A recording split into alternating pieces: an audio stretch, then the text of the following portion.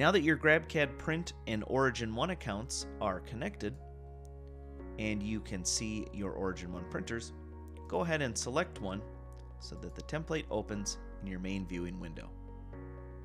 From here, to get set up, we want to double check some of our preferences. Go to File, Preferences.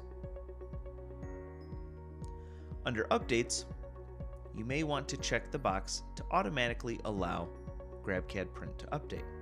This will bring you the latest features as they're added to GrabCAD Print. Next, we'll go to Unit Controls.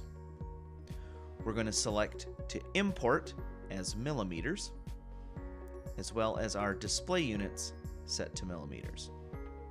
This will make the most sense as the print prep we will do in our support software will be exported in millimeters and prevent issues or confusion later on. Under display settings, you're able to change the quality of the graphics from low, medium, or high.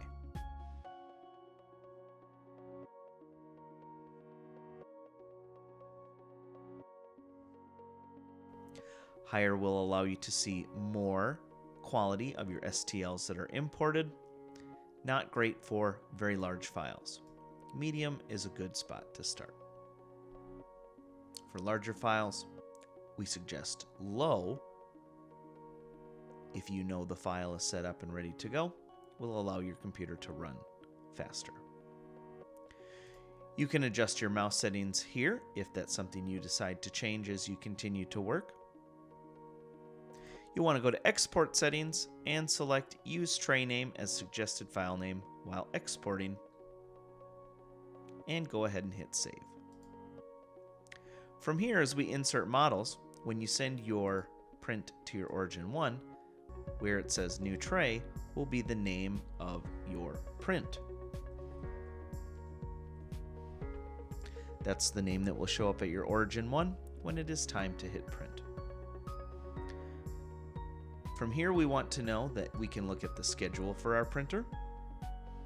We can look at the history for a selected printer. And we can also look through our materials library. Here we have all of the validated materials that come standard with your Origin 1. Back in setting up our model, over here we have our model view is active. We have analysis, we have our tray settings, and how to sort the tray and navigate scale parts. We'll go over that next.